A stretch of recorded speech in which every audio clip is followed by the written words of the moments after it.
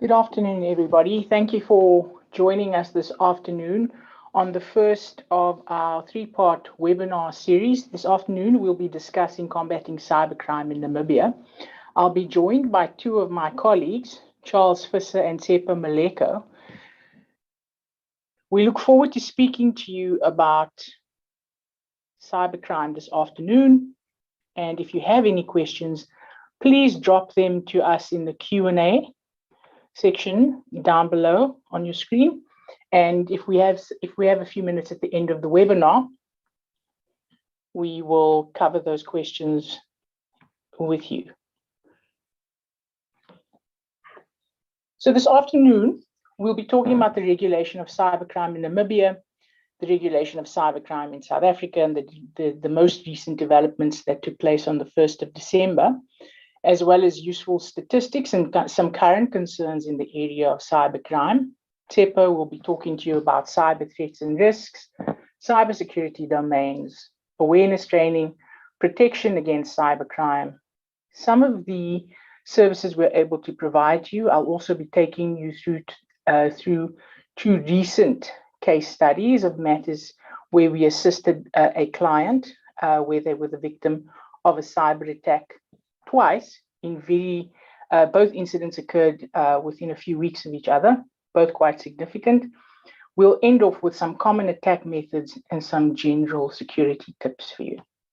I'm going to hand over to my colleague Charles now, who will take you through the Namibian cybercrime regulation. Thank you, Suat. Welcome, everybody. The Namibian legislative regulatory history is fairly brief. Around 2005, government commenced a public consultation process with the aim of creating a draft cybercrime bill. These discussions dragged on for a number of years and ultimately culminated in the first draft bill in 2013.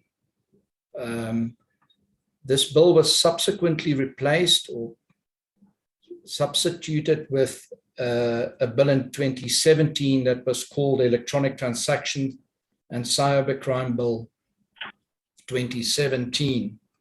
And the objects, in essence, of this bill was to provide a general framework for the promotion of the use of electronic transactions in the government service and private contracts, to provide for consumer protection, electronic commerce, and to provide for protection of critical important data. Those were the main objects of the Act. Unfortunately, of the bill. Unfortunately, the bill drew fair criticism due to the fact that it was effectively consisting out of the Electronic Transactions Bill, and seemingly the legislator had the view of adding some latter clauses to the draft bill dealing with cybercrime. With all respect, these clauses were almost clumsily added to the Electronic Transaction Bill, and the whole idea of regulating two concepts, namely electronic transactions and cybercrime, seemed not to fit well. It ultimately seems that government took notice of this criticism because in 2019, our Electronic Transaction Act was promulgated, and those portions dealing with cybercrime were then omitted. And effectively, what was put on the books was an act exclusively dealing with electronic transactions. That unfortunately leaves Namibia in a reality where we don't currently have specific legislation aimed at cybercrime, combating cybercrime, and effectively parties impacted by cybercrime are left with the remedies offered by our common law, effectively equating to those instances where cybercrime can be detected and prosecuted within the Namibian judicial system. That, in essence, is our short history, and I would like to call on our two expert panelists, Suat and Tsepo, to take us through the rest of the presentation. Hi, thanks, Charles. So how did South Africa until very recently regulate cybercrime? The Namibian Act was similar to that, or the proposed Namibian Act was similar to that of the South African Electronic Communications and Transactions Act, which was promulgated in South Africa in 2002.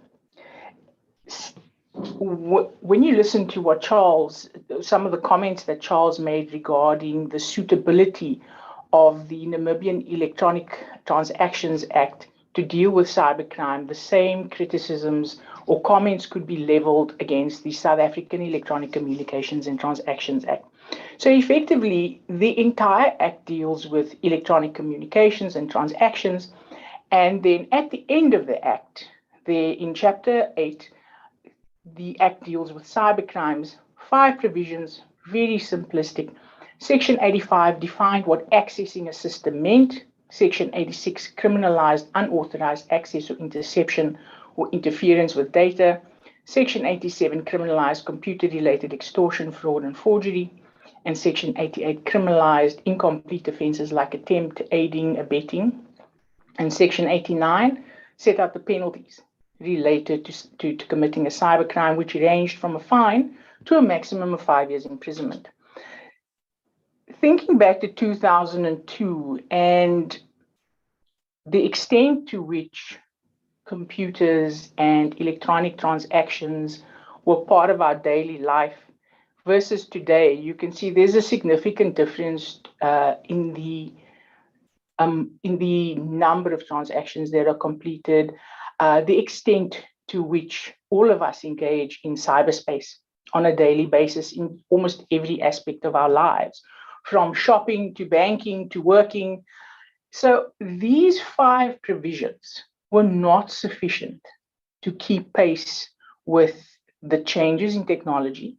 It didn't meet the modern requirements of the legislation. So it's understandable that in 2019, Namibia wouldn't promulgate that and wouldn't enact that legislation because it wouldn't have been very helpful given the realities of modern living, right? So how did South Africa therefore also relied for complex cases really heavily on the common law offenses of fraud, theft, forgery, uttering, and South Africa has very rich criminal common law, right? In 2017, the South African legislature created the Cybercrimes and Cybersecurity Bill. The bill was designed to address cybercrimes and cybersecurity simultaneously. There were various public interactions with the bill, comments from experts in the area. Ultimately, last year, the bill was signed into law, and it focuses now solely on cybercrimes. So what are the objects of the Cybercrimes Act? To give you an idea, I think South African legislation, in my view, and there may be people who differ, is forward-thinking. We have very robust laws generally. I don't think we fall down on the drafting of the law. I think that there are a number of challenges in applying and enforcing the law. And I'm sure that there'll be some questions around that. So what are the objects of our act? It's to create cybercrime offenses. You can see that from the previous Electronic Communications and Transactions Act, 3 effective provisions are not sufficient to deal with what the realities are of cybercrime. And when Tsepo takes you through the various iterations of cybercrime, you'll see how this has grown and developed and taken on so many faces. On a daily basis, we're faced with challenges that relate to cybercrimes. From the SMS that you receive to an email that you receive requesting you to log into a website or to use your user credentials to access information. So the South African Act aimed to identify and create cybercrime offenses to criminalize the distribution of harmful data messages, to prescribe penalties for cybercrimes that were in line with the seriousness of the offenses. Because when you think of the impact today of a denial of service attack, bringing down an entire company's IT system. I remember that there was a cyber attack on a hospital chain right at the beginning of COVID. There was a denial of service attack, and the hospital services, their IT system, their admission systems went down. The impact of that is potentially catastrophic. The previous act didn't deal with the kind of, didn't conceive of cybercrimes as being that serious and having that kind of impact on the lives of people. To provide interim protection orders, which I think is an incredible, this section of our act is not in operation yet. There's no clear date on when the interim protection orders will become effective, or the provision relating to interim protection orders will become effective. But this is going to be incredibly useful for victims of harmful messaging. So if you are the victim of trolling or hate speech on messaging, you can do something about it and obtain protection under the law now against someone who's potentially harassing you. Jurisdiction is always going to be a very complex issue in cybercrime because there's usually a variety of machines in a variety of locations potentially that are involved in an advanced attack. Jurisdiction can become an issue. And therefore, the Act very carefully deals with jurisdiction and extends jurisdiction in terms of cybercrimes. Because of this cross-jurisdictional complexity of cybercrime, the Act also makes provision for mutual legal assistance applications. It extends the criminal procedure in respect of investigating and extends and to an extent includes the existing criminal procedure relating to the powers to investigate. Where there are serious attacks, the Minister of Police has been instructed to establish a 24/7 point of contact where people can share information and obtain information. The proof of certain facts is also allowed for in terms of the Act, proof by affidavit, so similar to a criminal procedure section 212 affidavit. There are also obligations, reporting obligations that are imposed on internet service providers as well as financial institutions in terms of the Act. So it's very clear that in drafting the legislation, the legislature have tried to address as many aspects related to cybercrime as possible. The Act has 9 main chapters. Chapter 1 deals with definitions. Chapter 2 sets out cybercrimes. Chapter 1 and 2 came into operation on the 1st of December. So effectively, the South African landscape related to the regulation of cybercrime has changed. Section 3 is also in operation relating to jurisdiction. Chapter 6 deals with the designated point of contact. Chapter 5 with mutual legal assistance applications. Chapter 4 deals with powers to investigate, search and access or seize information. In many cases, the powers that are set out in the Act are already included, for example, in Section 20 of the Criminal Procedure Act and associated provisions. However, the idea behind the Cybercrimes Act is not to replace the Criminal Procedure Act, but to bring all of the aspects related to cybercrime together in one place, and to make it easy to use and to facilitate the regulation of cybercrime. Right? Interestingly enough, though, and this was a criticism that was leveled against the Namibian legislation, is that there was no definition of what a cybercrime is in the Act. Similarly, in the South African Cybercrimes Act, there's no definition of cybercrime. So we have to look to the National Cybersecurity Policy Framework for South Africa that was released in 2012, which states that cybercrimes mean illegal acts, the commission of which involves the use of information and communication technologies.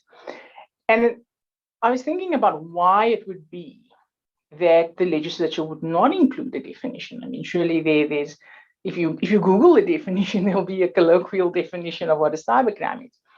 But I assume that part of it is with the way that technology evolves and the way that cybercrime has evolved over years, the more closely you define the concept, the quicker the legislation will lose its efficacy.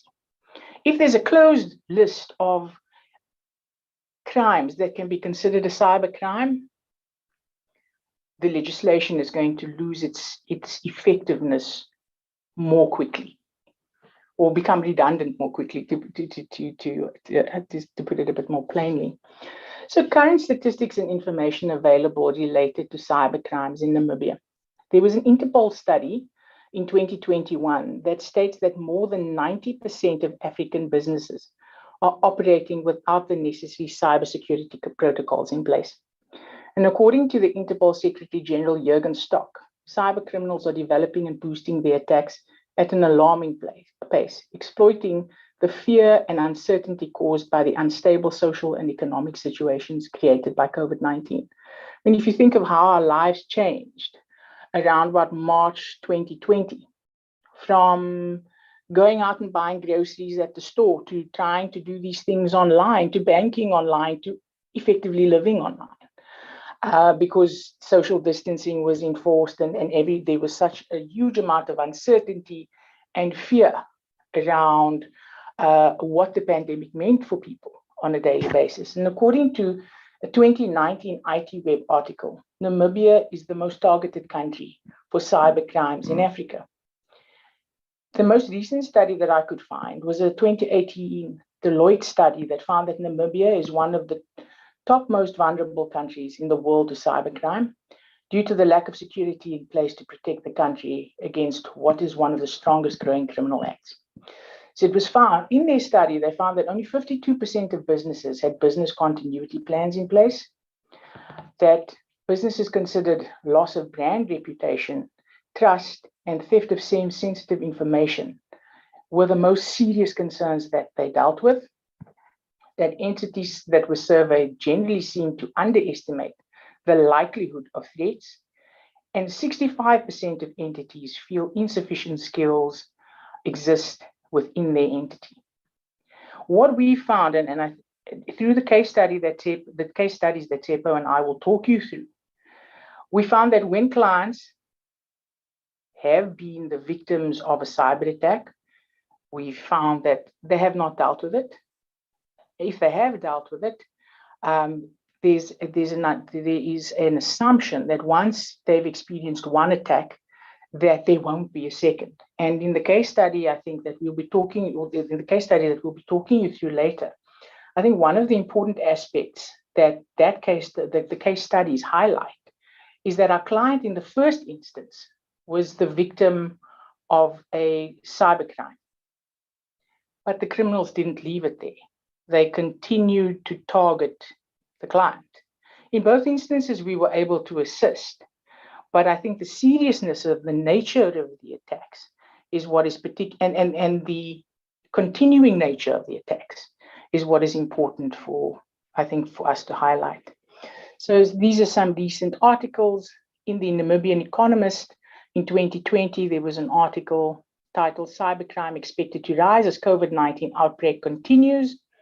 And here the manager of Bank Windhoek's Forensic Services was interviewed, and he stated that the reason is that for cyber attacks is that organizational cybersecurity may have become less secure to allow access to employees working from home, and the same situation is occurring in Namibia. He said that Bank Windhoek customers have already reported several calls by fraudsters using COVID-19 as a way to frighten them into providing account and card numbers, followed with a request for the personal identification number to protect the customer from deceitful card transactions. Now, one of my favorite sites, and I think what is fascinating to view on a daily basis, is the FireEye cyber threat map. So if you want to check this out for yourself live right now, you can Google FireEye cyber threat map, and this will show you in real time how many sites. So you can see in the right-hand corner of the slide, it says their local time, what your local time is, how many attacks have already taken place today, and you can see the regions in which these cyber attacks are taking place. So for example, on this map, you can see that there was at about 10:45 this morning, there was an attack from Colombia directed at Thailand, and then from Thailand to China.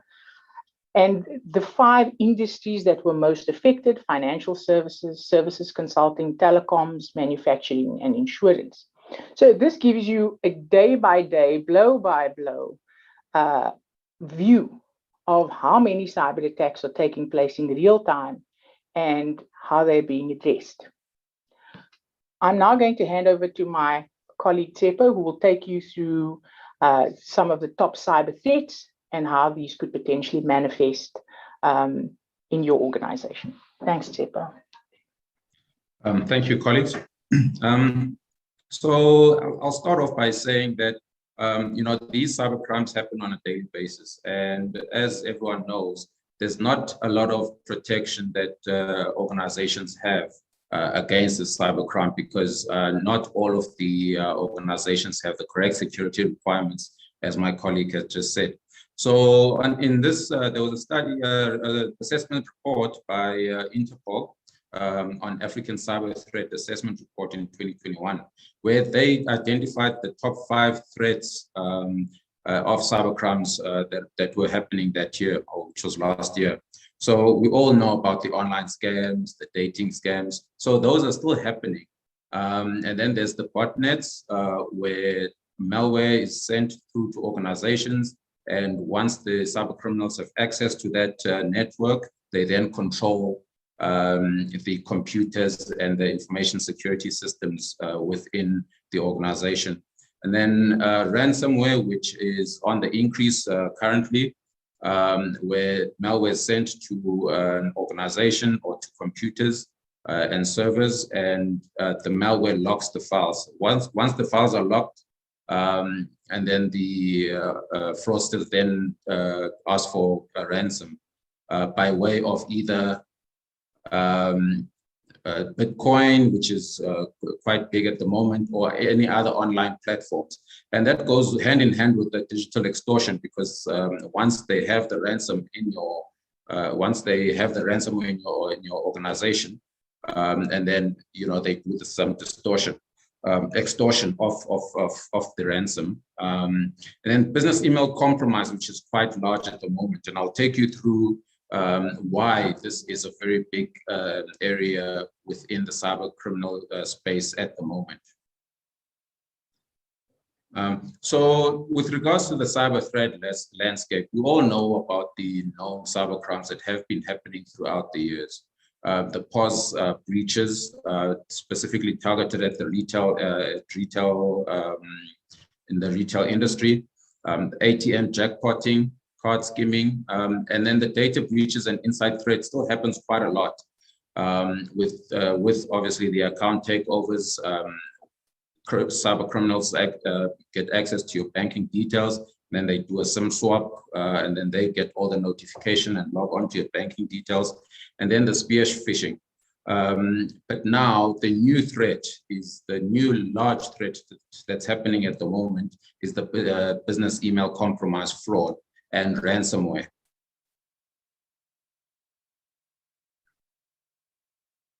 So if you speak about business email compromise, it is compromise. It's a sophisticated fraud scheme that's specifically targeted at businesses that perform wire transfers, right?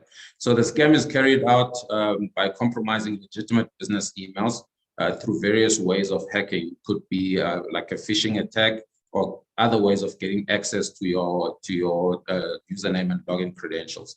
And then once the details are compromised, the fraudsters then use this email address to send emails to victims that don't know that they are being targeted, and then they conduct unauthorized transactions.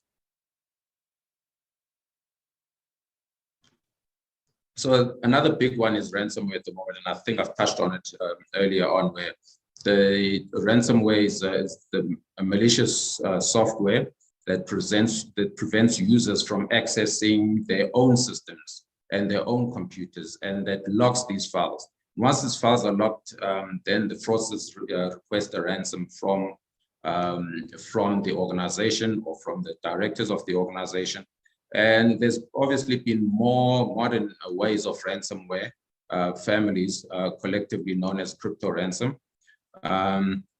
So these ones, they just request payment through online methods. And then once they receive that payment, they would then release the decryption key to the organization to get access to the back to their data. Now, this is a very interesting study that was conducted in the UK. So it says 654 businesses identified that there was a cyber breach in 2021, and 183 charities. Now, the charities come into play here because there was a lot of donations and money that was given as a relief through of COVID-19, and you'll see that the phishing attacks just plummeted up in 2021, and purely because everyone's working from home, no one's talking to each other. So if the fraudsters get access to login details, that's how they then conduct the business email compromise.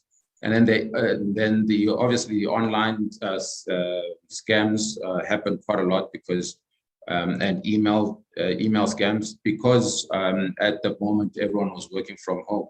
Viruses still came into play, denial of service, but the reason why the phishing attacks were most prevalent is because it's relatively easy to get access to login details of the business emails by the users. All they need to do is send an email. Once this email is sent, then they get the username and passwords. I mean, instead of the previous methods like viruses, then they get access to your systems, and then they still have to go around and look at which systems perform transactions. So the phishing attacks were the easiest way, or are currently the easiest way, of getting user credentials and volunteering those user credentials to the fraudsters. But this proves that there was quite a lot of phishing attacks that were happening, which led to business email compromise and other attacks. And these attacks are not exclusive. So if a phishing happens, ransomware can also happen later on in the attack method.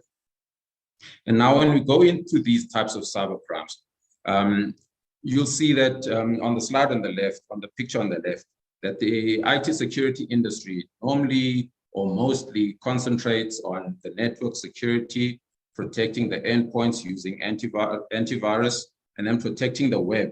But now only 8% of the IT security infrastructure and industry only focuses on email protection, email security.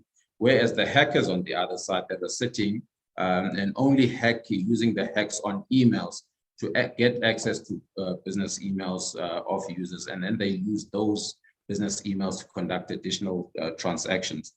The one on the right is by FireEye. So if you go on their website as well, if you get the threat report, this report is also there. They say that the email security email attacks are 91% of the time they begin with phishing. So these two slides are very similar in nature, where they say that the fraudsters mostly, they use these phishing attacks, and they use attacks on business emails to gain access to the organizations. And then that's how they're able to do payments and other transactions in the organization. Now, how does business email compromise happen? So there has to be a regular email correspondence that's happening within the employees, right? So they normally target employees that normally make payments, or CEOs and CFOs that approve these payments. And then there's a hacking email that's sent through, and that's when the interception happens. Once they have the username and details, whether by phishing or otherwise, then they log on to the business email, and they study the business processes that are happening in the organization. That's how they are able to pick up who's paying invoices, who's sending invoices to who approves these invoices. Once they know and study the business process, they then create spoofing emails where they send the emails to the victim. The victim thinks it's actually from a legitimate user, and then the victim then pays the money over to the fraudsters. Now, when they send these emails, these spoofed emails, they have already studied exactly what's happening within the organization. They sometimes change the rules within the mailbox to send the response to them. They've got all of the templates that they use. For example, if you say, can you please, because this is a new email, the victim would normally, because this is a new account number, the victim would normally say, can you please send us proof of pay, not proof of payment, can you please send proof that this is your bank account details or confirmation of these banking details. They then take the templates that are in your emailing systems already and edit that and then resend it to the victim without them knowing, obviously, and they accept that as a change of banking details. And then the funds are transferred to the fraudsters. Normally, they get, account numbers. They buy account numbers, buy specific bank accounts. They can pay even students 500 rands or $500 to open these bank accounts and then give them access to the bank accounts. So all of this for them is really low cost, relatively low cost for the reward that they're going to get. And if you think about it, if the industry is worth more than a few billion dollars, the way that they are doing it, it's actually quite sophisticated and it's very low cost. So how these attacks happen is that the attacker normally identifies a bunch of email addresses of a specific company. They also buy email addresses from the dark web. There's always someone that's willing to sell these email addresses. Again, the cost of these email addresses are very low. And then they send a phishing email to the users. Once the users click on these phishing emails, they insert their username and passwords, and then that is sent to the fraudsters. And the examples that we're going to show you later on, that's what actually happened in the case study. So once the user once the user inserts the username and password, these usernames and passwords are then sent to the fraudsters, and the fraudsters now own that mailbox. They log on from a different location. They monitor all of the activity that's happening within the mailbox. They look for emails relating to invoices, and they get access to your vendor list. So if they've got access to your vendor list, then they can, once they do the first layer of attack and send the emails, they can then target other vendors within the organization to send, especially if it's the first leg is successful, then they target other vendors to send emails to facilitate the payments. And then in most cases, the fraudsters also implement some mailbox routes. So what these are is if I send an email or forward an email to company A, when company A replies, it mustn't show from company A to the normal user. So the rule sends these emails to another email address, maybe a Gmail address or an email address controlled by the fraudsters, or it can delete directly from the user to the company or to the normal user.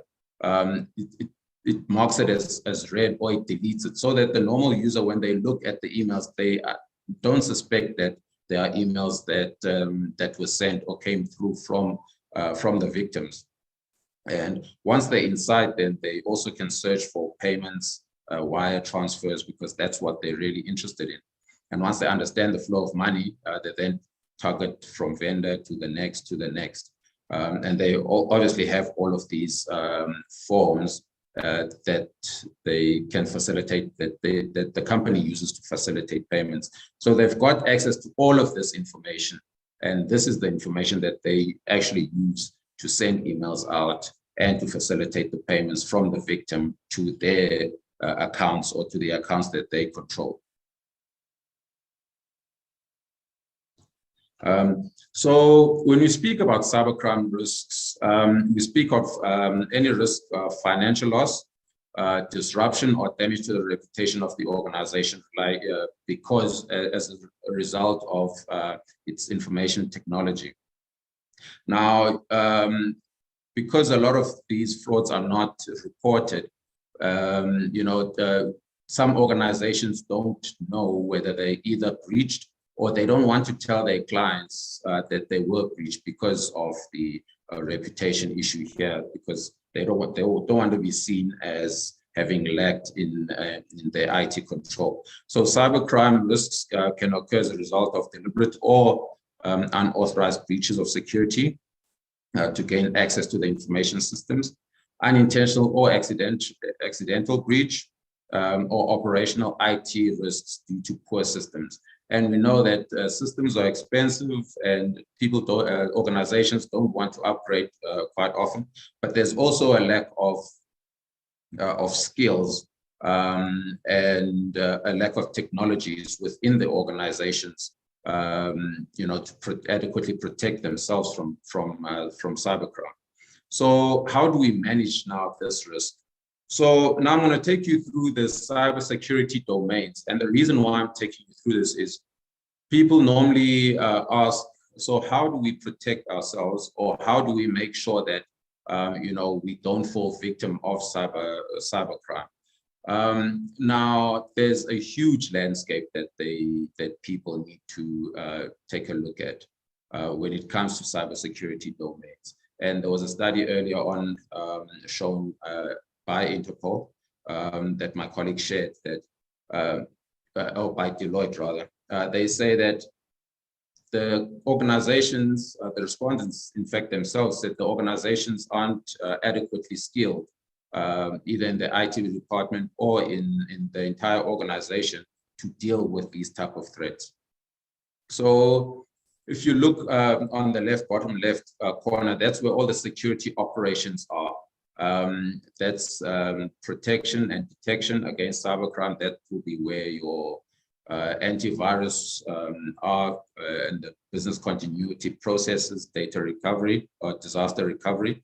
And that's where we come in as well as an organization, where we would say there's an incident response plan. And after the incident has happened, how do we then investigate and report on that? So the forensic side is also in that aspect, where once an incident happens, we go in and respond to the incident by imaging computers, getting access to the servers, and making sure that the threat is no longer within the organization. Organizations can also use awareness training to train the normal user on how to detect these type of cybercrimes, and specifically with phishing. And I'll take you through an example now how these the fraudsters are able to create specific domains, and once these domains are created, they act as if they're the normal the normal domain that you used to from either a client or a business associate of yours, but you're actually communicating with the fraudsters. Now, there's threat intelligence from the likes of FireEye that we have to look into, because what they do is they pick up all of the different threats that are happening around the world as per the map that was shown earlier. And then they put those in their signatures, in their antiviruses, so that when an incident happens, they are able to respond to it, and they are able to detect it. And then there's the governance and law aspect of it, which with lots of countries, if the law is quite strict on cybercrime, it does act some sort of a deterrence. But obviously there has to be also company policies and procedures within the organization. And also that's where your incident response plan comes in. I mean, if that is documented, how rather do employees know exactly what to do when there is a cyber incident that's happening within their organization? Do they know who to contact first? Do they know who to alert? And do they know what to do to unplug the computers or to report the specific email to the likes of their antivirus, so that they're able to detect future attacks. And we also do quite a lot of risk assessment, where that's where the vulnerability assessments are. Third-party risks are managed, the penetration testing. And then a lot of that also includes the social engineering side, where you test the employees whether they are aware of social engineering risks when it comes to cybercrime. Physical security also comes into play. And then there's frameworks and standards that organizations and individuals can go through, so that they are aware of which standards to follow when they're drafting the regulations or policies, as well as when they're implementing the security operations. And then security architecture, of course, is where your security engineering is. Access control, that speaks to your password management. Do you have long passwords? How often do you change your passwords? And identity is the person that's logging in on our systems, the person that we know, and not another person that's impersonating our user. And then there's quite a lot of certifications, training, and conferences that individuals in the organizations can go through, because that's a question that we get a lot. That how do we get into the industry, or how do we then make sure that we keep up to date with what's happening out there with the trends? So the career development aspect of the cybersecurity domain comes into play there. Now, when we talk about awareness training, which is a very, very big part of our work, is we basically trying to convert the employees into a human firewall. So what that means is all the employees have to be vigilant against cybercrime. They have to know, how does a phishing email look? If your email is spoofed, how does it look? And then we also do attack simulations, where we go into an organization, phish the employees so that we can get a report of who fell victim of this phishing attack. And then those are the people that we actually train first, because those are your high-risk employees, that they are vulnerable. They will click on any link and insert their details. The previous one we did was more than 80% of the employees had clicked on the phishing link and inserted their details, and we had a list of all their details, username and passwords. So that's what the fraudsters typically get, and those are the people that we want to train first. We also do ransomware simulation attacks. A very important one is a portable USBs and CDs.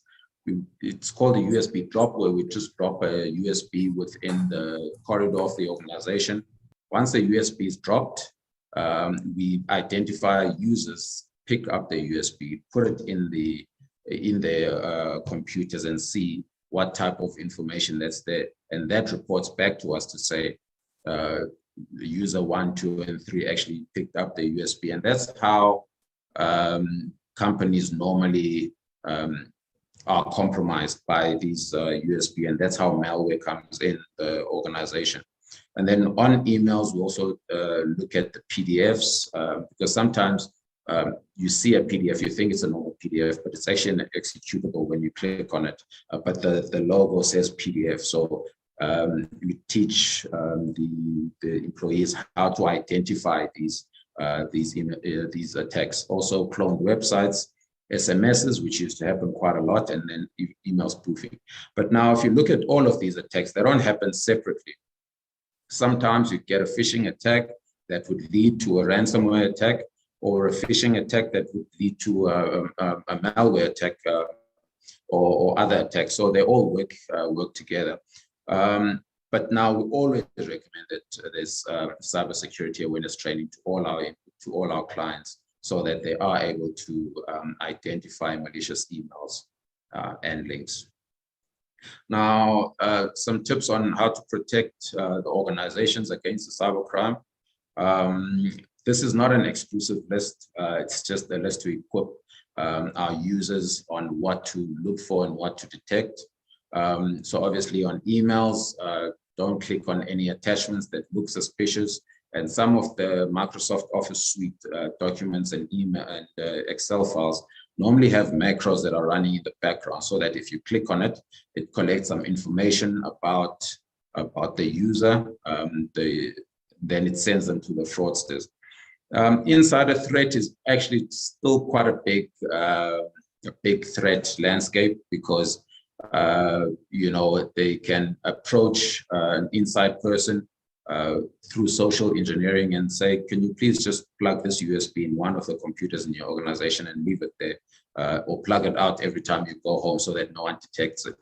And that's where now once maybe the users have volunteered their username and passwords, we then enforce strong passwords, a regular change in passwords. So that also is quite a big area. Malware protection, antivirus has to always be up to date. And the free antivirus that says they will protect you, they don't normally do the trick, purely because you install them, they run on your computer, collect some information, and it doesn't really report or it doesn't protect you as the user, because it's a freeware and they want you to really purchase that piece of software for it to be adequate to protect you. And then obviously the backups, once the backups are running on your systems, we normally suggest that those are put offline, so that if there's any compromise in your system, you can clean your systems, get the backups that are offline, that we know that are clean, to be back in your organization. And software versions, these always need to be updated. Reason being, fraudsters use outdated software to gain access to the organizations. So if there's was also a concept of Microsoft Tuesday, where every Tuesday the Microsoft also does patches on their system. And back in the day, this was breached quite a lot, because 4 hours after the updates, someone has already cracked some aspect of the breach or of the software. You must always also review business processes, because these are the processes that individuals use or the fraudsters use to conduct fraudulent activity, specifically if they've got access to all of their emails and all of the transactions are sent and approved on email. And then the understanding of the software packages is that the IT department needs to know the risks associated with the email packages that the organization is using, purely because the lower packages of the email software or email hosting services, they don't offer adequate protection. They just give you access to the mailbox, which you can log on from anywhere, and there's no reporting functionalities.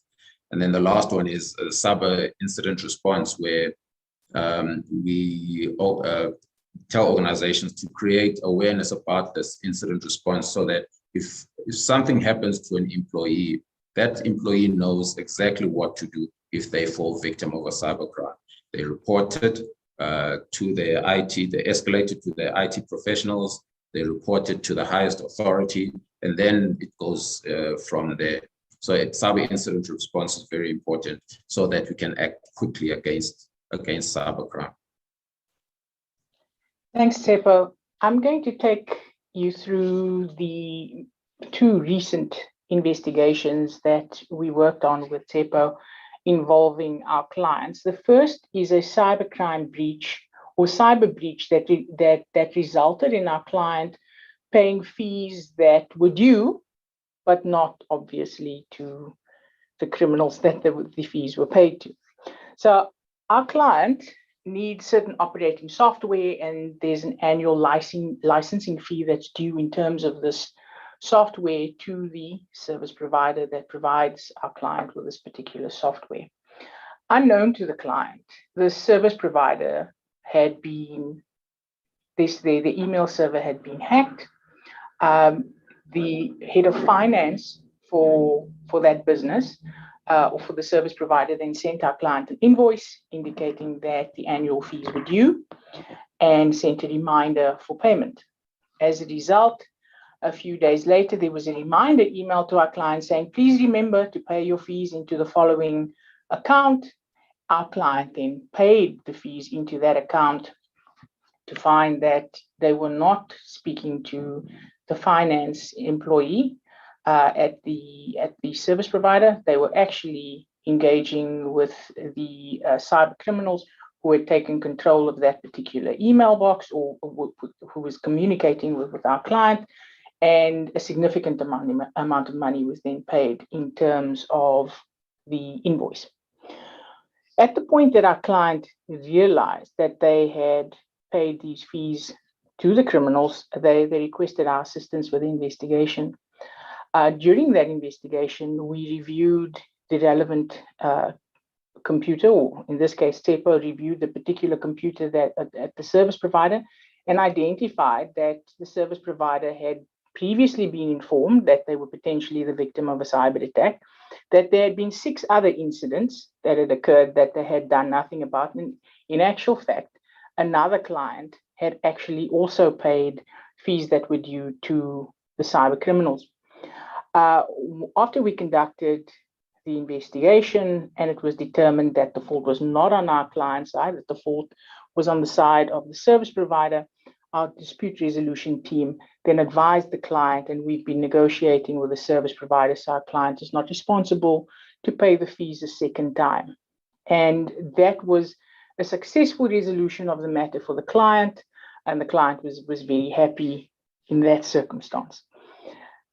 I think, Tsepo, if I'm correct, a few weeks later, we were contacted by the same client to indicate that the head of legal had sent various emails to the finance department based on a transaction that they were currently involved in. Various monies had been paid, and the head of legal then later found out that these emails had been sent from her email box. They were not genuine emails. At the point that the client had realized that the money had been dispersed, they tried to recover some of the funds. A significant amount of money was lost.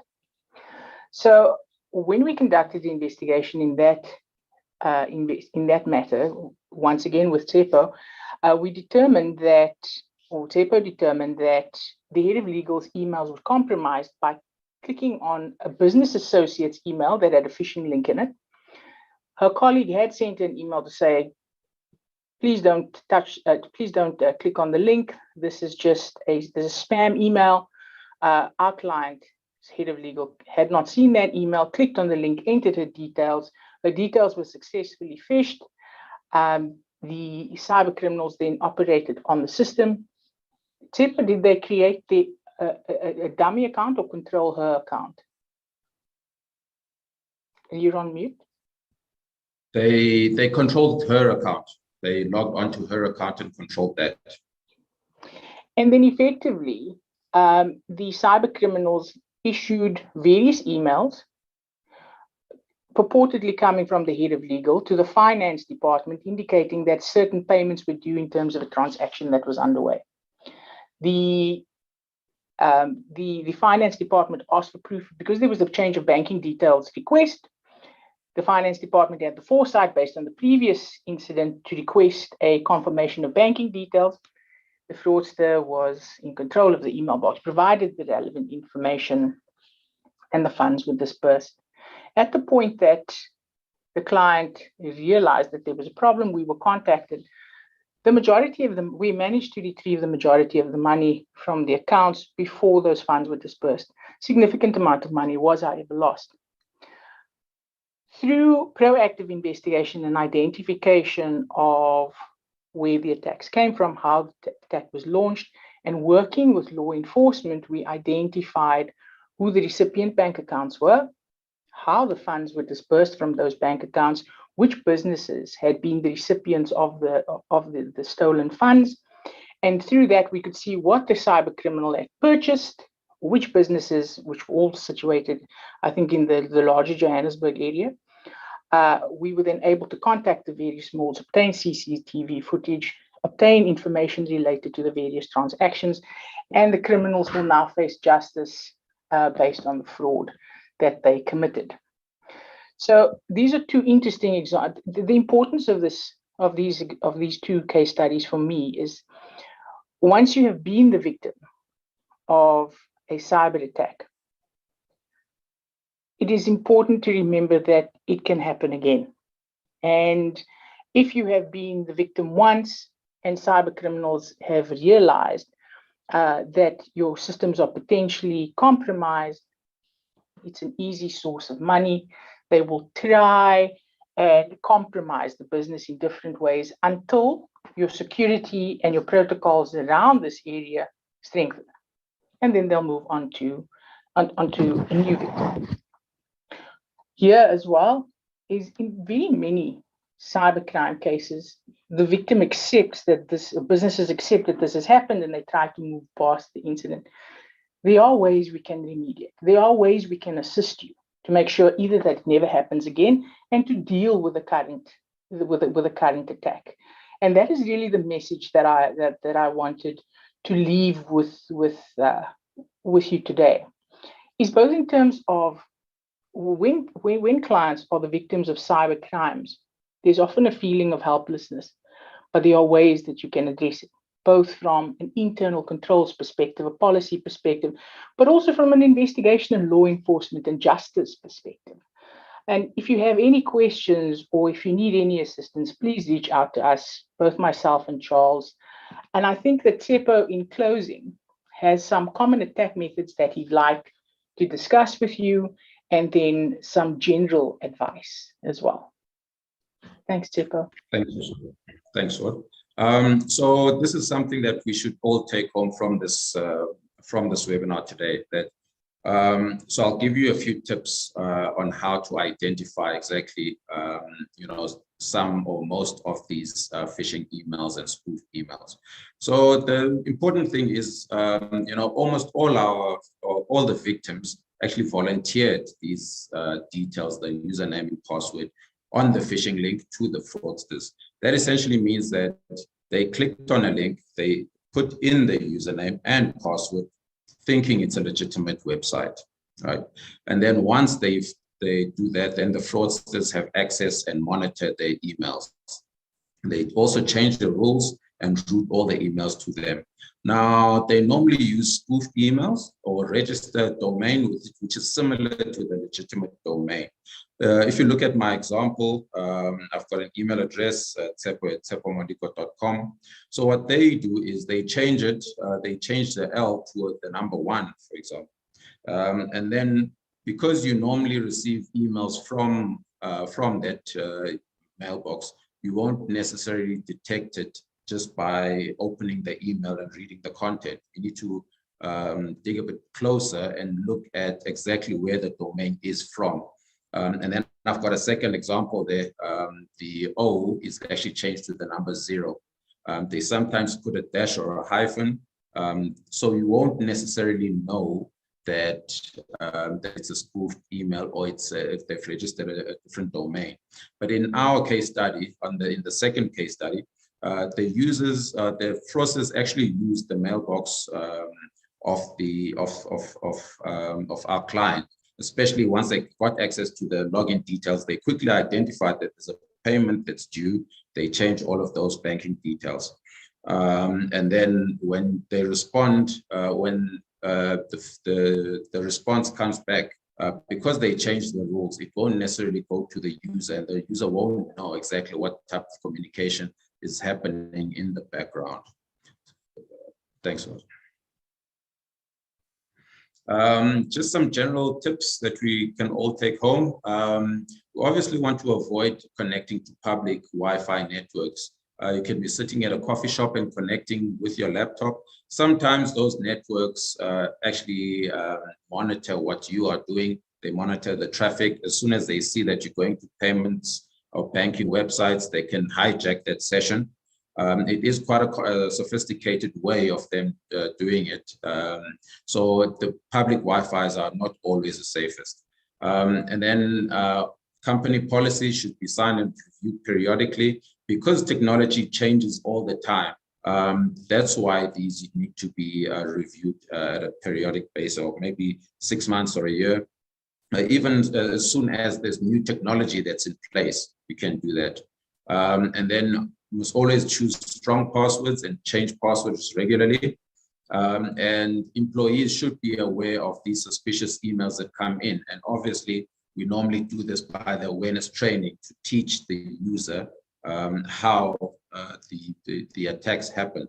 And another simple one, but people normally don't do it at work, is they don't lock sensitive documents, they leave them around, or they don't lock their screens when they go home. You know, that someone can see that there's payment that's due based on the documents, and then they, especially if it's an insider job or insider threat, then they can leak those details out.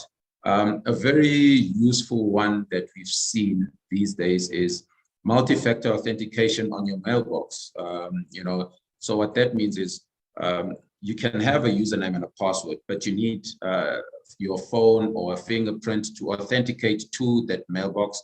Or Microsoft nowadays has a service where they call your phone, and as soon as you answer, then it authenticates that you are the actual user of the mailbox. That's a good practice, because then when the fraudsters have your username and password, they don't necessarily have the second factor of authenticating you. You are the only one that has that factor. And then the premium packages for email hosting. As I had said earlier, the lower level packages don't have adequate protection against malware that comes in emails. And also they don't have the multi-factor authentication aspect taken in place there. So they normally just give you a service to host your emails, and then they don't take the security requirements into place. So those are the tips for today. Thank you very much, everyone, for joining us this afternoon. Our ICI session, we've run a few minutes over time. We'll have a look at the questions online, and then circulate some responses to some of the more pressing questions. Thank you so much for joining us this afternoon. This is the first of our three-part series of webinars. We look forward to seeing you next week, where we'll be dealing with anti-bribery and anti-corruption compliance programs. So if you have some time, then please join us. I'm going to hand over to my colleague, Charles, just to say a final farewell. But thank you from my side for joining. It was a pleasure being with you this afternoon. Once again, thank you everybody for joining and taking the trouble and time to meet up with us.